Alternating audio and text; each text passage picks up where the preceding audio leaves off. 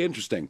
There was a march in East London on Saturday, all men, all dressed in black, most with face masks, and they were protesting about an anti-Islamic extremist demo that in fact was banned. 1 minute ago, a rogue mob smashed through police cordons, unleashing chaos after the release of religious extremists onto British streets.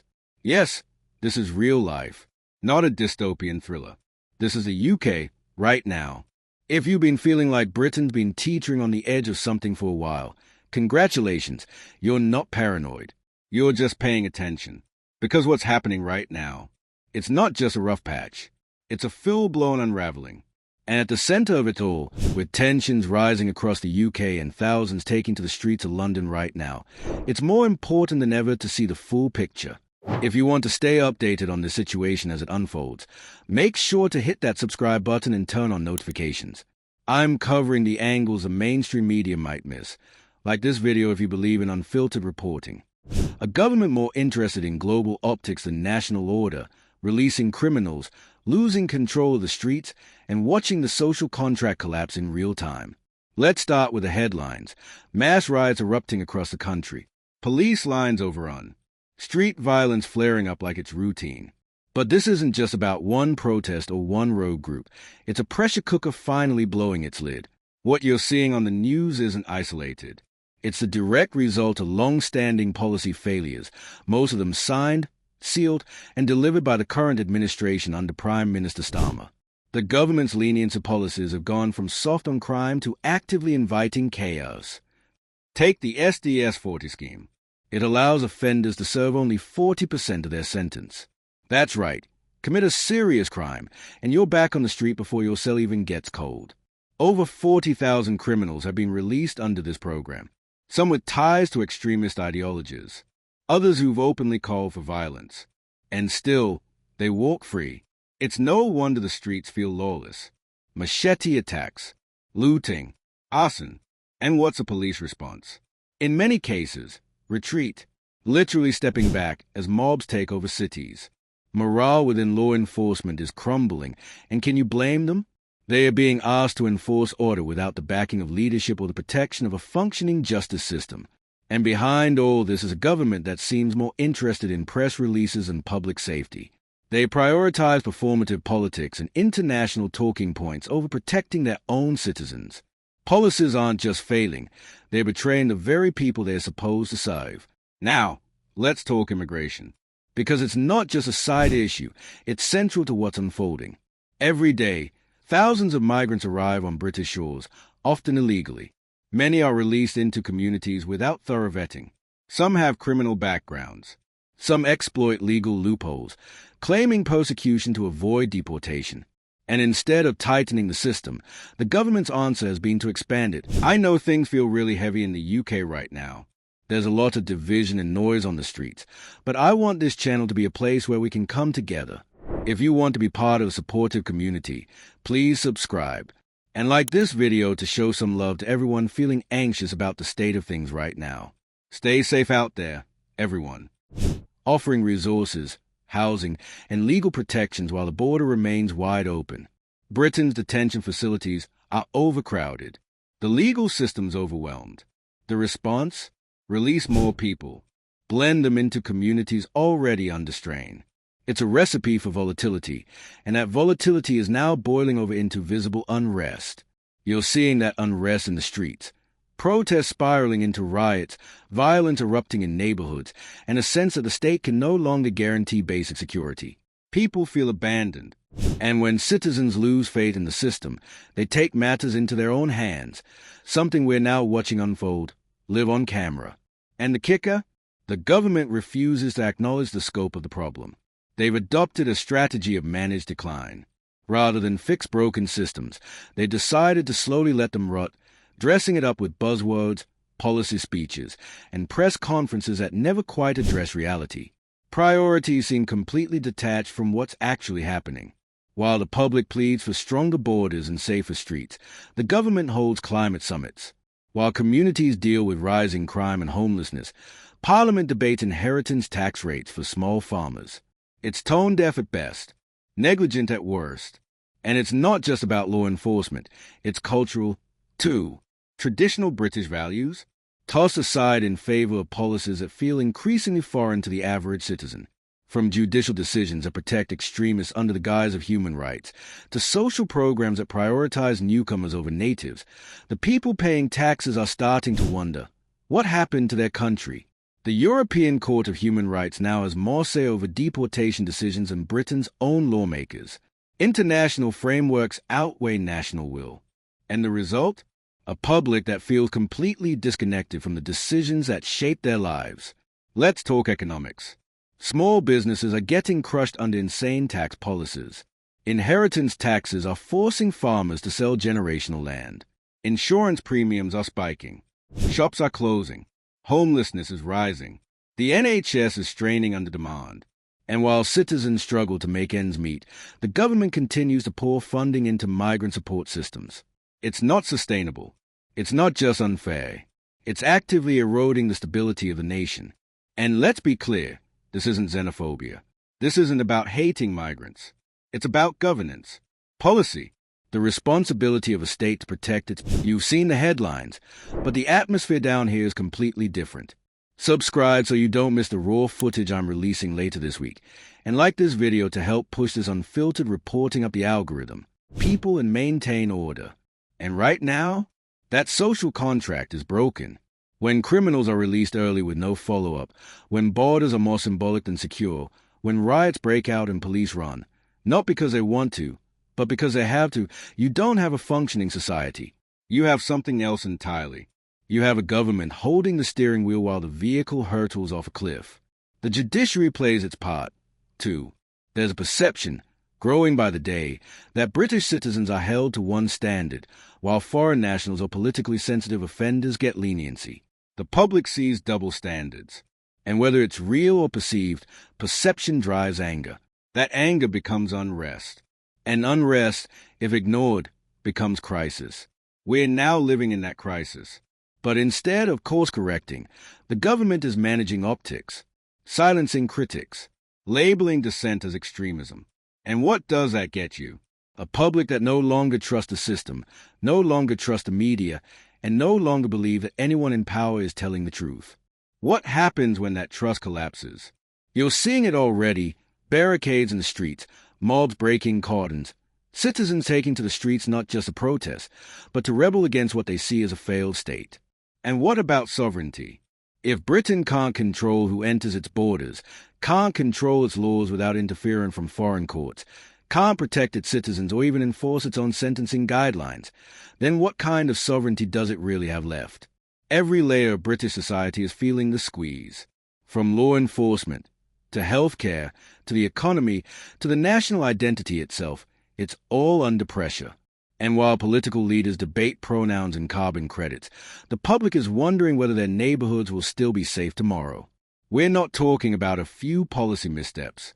We're talking about a foundational collapse in the ability to govern. This isn't accidental. It's the result of years of prioritizing image over outcome, ideology over accountability. And now, that foundation is cracking. Fast. The UK is facing a fork in the road. One path leads to reform, real reform that reasserts control, secures borders, and rebuilds trust in the rule of law. The other, a continued slide into chaos, where mobs rule the streets, institutions retreat, and the public is left to fend for themselves. If that sounds dramatic, it's because it is. The streets don't lie. The footage doesn't lie. The anger is real. And unless the government wakes up to it, listens to it, and acts on it, Britain will continue to unravel one street, one scandal, and one riot at a time, with tensions rising across the UK and thousands taking to the streets of London right now. It's more important than ever to see the full picture. If you want to stay updated on the situation as it unfolds, make sure to hit that subscribe button and turn on notifications. I'm covering the angles the mainstream media might miss. Like this video if you believe in unfiltered reporting. Like this video if you think it's time for change. Share it if you think more people need to see what's really happening. And drop a comment. We want to hear your take. Are we witnessing the beginning of the end? Or is there still a way back? Don't forget to subscribe. We're watching the fall in real time. And trust us, you don't want to miss what's coming next. So here we are, standing in the middle of Britain's biggest identity crisis in modern history. The institutions that once defined the country, strong borders, a trusted justice system, a functioning police force, national pride, are buckling under the weight of policy neglect and political cowardice. And while officials smile for cameras and issue statements that sound like they were written by PR bots, regular people are picking up the pieces of the damage left behind. Let's talk about this so-called SDS-40 scheme. It's the centerpiece of everything that's going wrong. In theory, it's meant to reduce prison overcrowding and give offenders a second chance. But in practice, it's a conveyor belt system, spitting out dangerous individuals back onto the streets at record speed. Some of these people weren't even halfway through their sentences. Some have violent histories. Some hold extremist views. And they are not being monitored the way they should be. This isn't about rehabilitation. It's about desperation. The system is so overstretched, so mismanaged, that the only solution the government could come up with was to release thousands and hope for the best. Hope that the public doesn't notice. Hope that nothing explodes. But something did explode. Public patience. Because people aren't stupid. They see the headlines. They hear the sirens. They walk past the smash shop windows. And no amount of community cohesion funding or diversity outreach initiatives is going to distract them from the fact that they no longer feel safe in their own towns. And while Britain faces this internal collapse, let's not pretend the migrant crisis is a footnote. It's central. Every day, boats arrive, thousands at a time. The border is more like a suggestion than a barrier. And many of the people arriving aren't processed thoroughly. There are no solid checks. Some destroy their documents mid-crossing. Others lie about their age. And once they touch British soil, they are shuffled through a system that's bursting at the seams. The government says they are helping the vulnerable. But how does that explain releasing known offenders into residential neighborhoods? Or giving housing priority to recent arrivals while British families sit on waiting lists for years? Communities are changing, fast. And no one voted for this. No one was asked. I know things feel really heavy in the UK right now. There's a lot of division and noise on the streets, but I want this channel to be a place where we can come together. If you want to be part of a supportive community, please subscribe. And like this video to show some love to everyone feeling anxious about the state of things right now. Stay safe out there, everyone. The public was just told to deal with it, and branded intolerant if they dared to ask questions. That kind of top-down governance doesn't build harmony. It builds resentment, and we're seeing it explode. Protests are no longer quiet. They are no longer peaceful. They are turning into riots. Entire blocks barricaded. Police outnumbered and outmaneuvered. Cordons smashed. Government buildings stormed. And through it all, a growing sense that no one in power is in control anymore. It's not about race. It's not about religion. It's about the total breakdown of a government's basic responsibility to protect its citizens and uphold order. And when that fails, society starts to fracture. Fast. We're also watching the slow death of the police force. Officers are underpaid, under-resourced, and increasingly hated by both sides. On one side, they're accused of being too aggressive. On the other, they're mocked for being weak and ineffective. How are they supposed to win? In some areas, officers have literally abandoned their posts. Entire sections of cities where the police don't go after dark. It's not a rumor, it's happening. And the government? They act like this is just another challenge to manage. Like it's normal. Like it'll all blow over. But the problem is, it's not blowing over. It's spreading. The judiciary isn't helping either. British citizens are being hit with harsh penalties for minor infractions, while others, especially foreign nationals, get slaps on the wrist for far worse. It sends a message. If you play by the rules, you lose. If you exploit the system, you win. When the rule of law feels selective, people stop respecting it. And once that respect is gone, it's game over for civil order. That's the moment we're teetering on right now. And while the justice system collapses, let's not forget the economic catastrophe brewing in the background. Inheritance taxes so high that families are losing farms and small businesses just to pay the government. Insurance premiums skyrocketing because crime is out of control. Small shops can't afford security anymore. They just pray they're not next. Meanwhile, taxes keep climbing. Public spending on migrant services keeps ballooning. And ordinary citizens are stuck footing the bill, watching their quality of life evaporate while the government lectures them on compassion and inclusivity. Let's talk about cultural erosion. The kind of slow, quiet loss you don't always notice until it's already happened. British traditions, holidays, history, now framed as outdated or offensive. National pride, you've seen the headlines, but the atmosphere down here is completely different. Subscribe so you don't miss the raw footage I'm releasing later this week, and like this video to help push this unfiltered reporting up the algorithm. Viewed as dangerous. Meanwhile, imported customs are not only tolerated but promoted, regardless of whether they clash with British values. And this isn't about multiculturalism, it's about imbalance. The nation's core identity is being hollowed out and replaced with a vague, rootless idea of global citizenship. But what happens when people feel they no longer belong in their own country? You get what's happening now, public anger that boils over. People who no longer trust their leaders, who see the streets and ask, who is this country even for anymore? The UK government claims to stand for sovereignty. But can you really call yourself sovereign when you can't enforce your own laws? When your borders are open to anyone? When you can't even deport criminals without permission from foreign courts? Britain's lawmakers keep deferring to international institutions, like the European Court of Human Rights, whose decisions often override Parliament's own legislation. So even when politicians do try to act tough, their hands are tied. This isn't sovereignty. This is submission.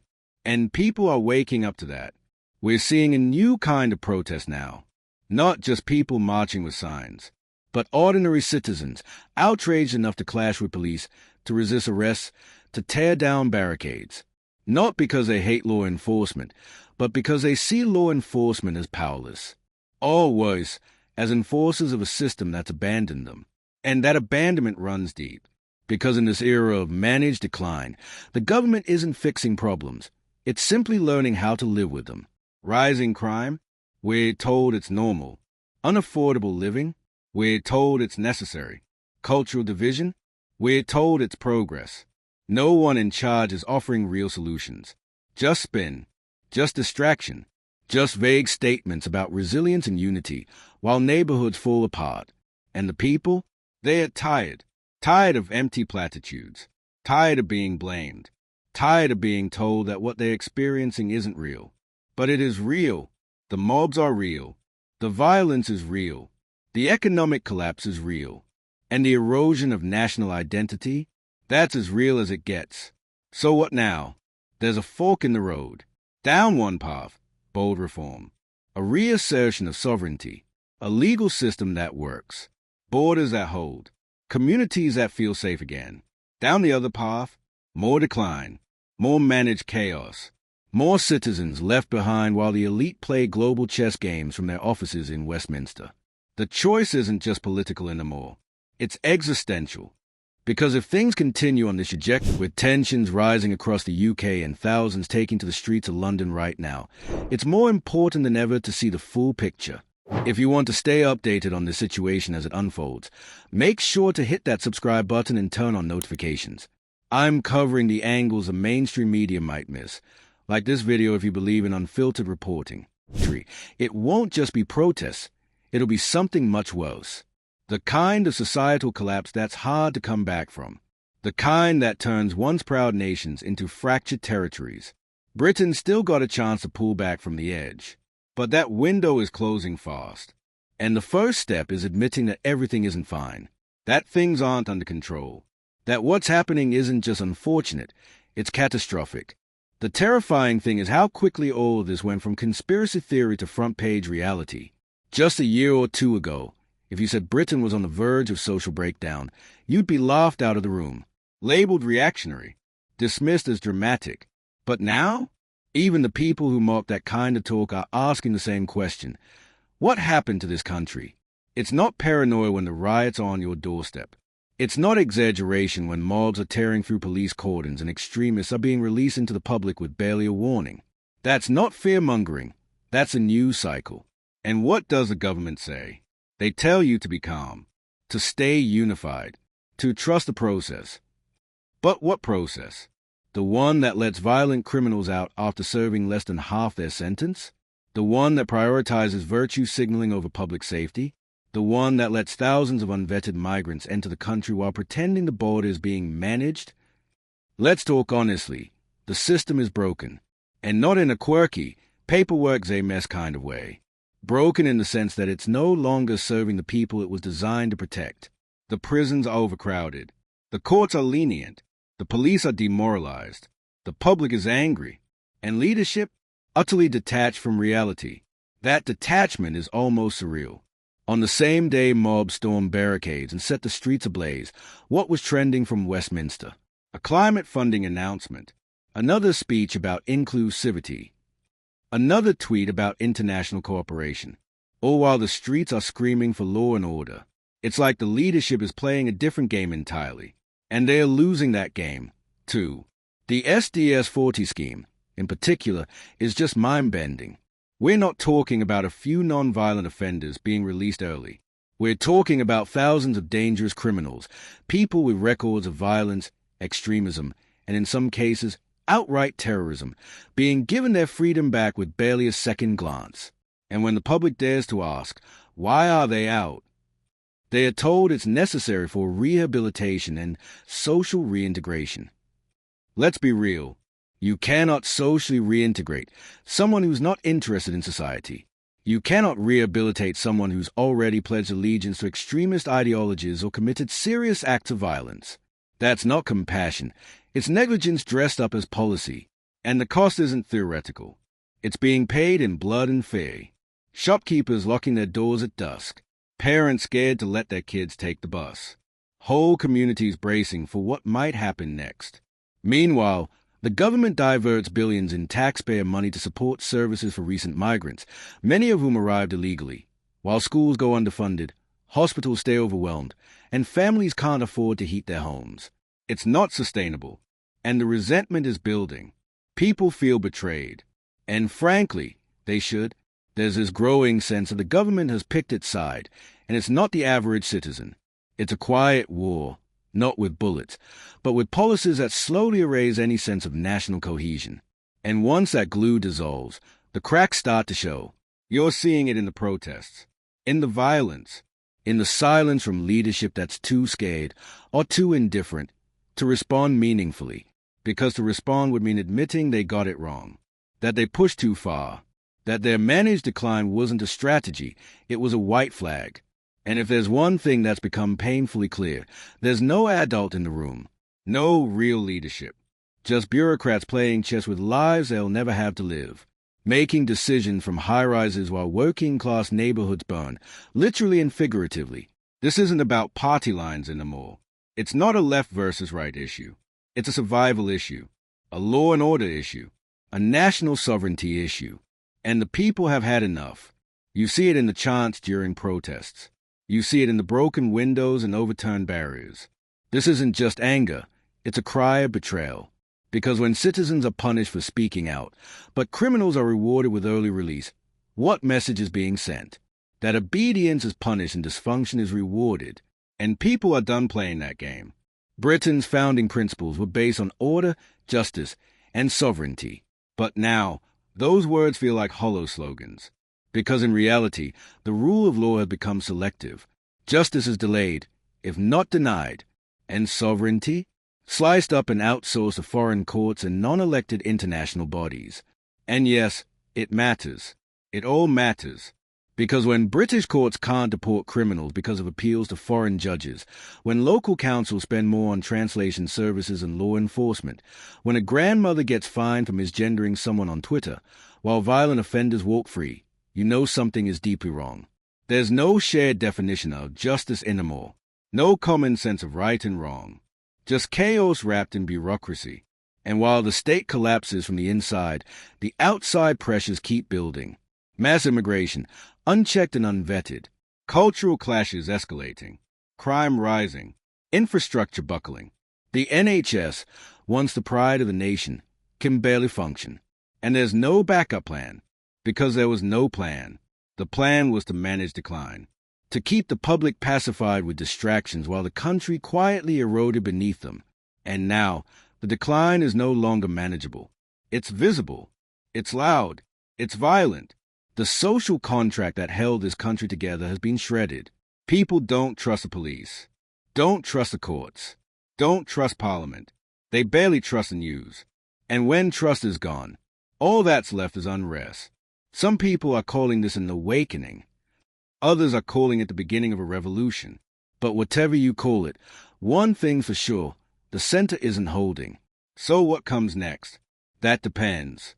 If leadership continues down this path, releasing criminals, importing instability, ignoring unrest, and gaslighting the public, then things will only get worse. We're not heading toward peace. We're heading toward rupture.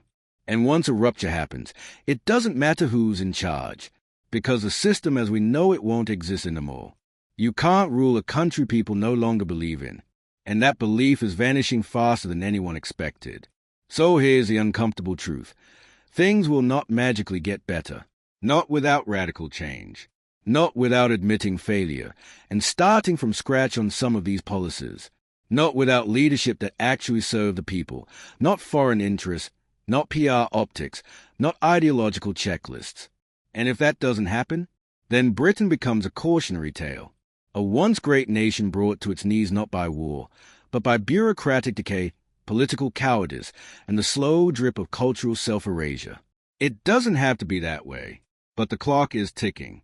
We're at a point now where even the people who tried to stay apolitical, who just wanted to live their lives quietly, they're the ones taking to the streets. Because when everything around you is collapsing, silence feels like surrender. And maybe that's the one silver lining here. People are finally waking up, finally asking the hard questions, finally refusing to accept this slow, managed downfall as normal. But the window for change is narrowing. Fast. And you know what's even more disturbing than the riots, the leniency, or the border failures? It's how normalized it's all become. Violence in the streets used to be front-page scandal territory. Now it's a passing headline. Another clip on your feed, sandwiched between celebrity gossip and sponsored ads. It's like the nation is being trained to tune it out, to accept disorder as background noise. Like chaos is just part of the soundtrack now. But the people living through it, they're not tuning out. They can't, because they're the ones stepping over shattered glass on the school run. They're the ones trying to keep businesses open with one eye on the CCTV. They're the ones calling emergency services, only to be told, sorry, no units available. The government has created a nation of bystanders, not because people don't care, but because they've been stripped of power. You report a crime? Good luck seeing any justice. You raise concerns about immigration or crime. You're smeared as bigoted. You criticize policy. You're branded far-right adjacent. Whatever that even means anymore. That's the level of gaslighting we've reached. The institutions failing to do their job are now more focused on suppressing criticism than fixing their mess. The priority isn't safety. It's optics. And speaking of optics, how many times have we seen those carefully staged press conferences? The polished statements? The hollow reassurances? Britain is strong. We're committed to unity. We are tackling the root causes. Root causes? The root of this crisis is the government's own negligence. The rut didn't come from nowhere. It came from policy decisions made, signed, defended, and repeated by the very people now pretending to be shocked by the consequences. This isn't happening to Britain. It's been done by Britain's leadership. Let's not get it twisted. There's no foreign army invading. No natural disaster wiping out infrastructure. What's happening is a slow, deliberate disassembly of law, order, and national identity. And the cost? It's not just visible in crime stats or economic forecasts. It's emotional, psychological. It's the sense of loss that's hardest to articulate. People don't feel at home in their own country anymore. You hear it in the conversations at the pub. You see it in the eyes of small business owners packing up for good. You feel it in the tension on public transport. A sense that something precious has been taken, and no one even bothered to ask. And while the government fiddles, the fire spreads. Cultural division is deepening. Neighborhoods are segregated, not by law, but by fear and resentment. Public services are fractured. The police force is overworked and undertrusted. The courts are out of touch. And Parliament? Completely disconnected. This isn't how a stable society functions. This is how society fractures. And again, none of this is speculation. It's all playing out in broad daylight. Mass unrest, riots that the police can't contain, criminals walking free, illegal immigration on an industrial scale, and public outrage being met not with action, but with labels. Because if they can't fix a problem, they'll just reframe it, make you the problem for noticing. And while they do that, more criminals walk free, more mobs take to the streets, more communities spiral into fear, and leadership missing in action, busy tweeting about green energy while the streetlights flicker over yet another knife attack. The disconnect is almost comical, yet it weren't so dangerous.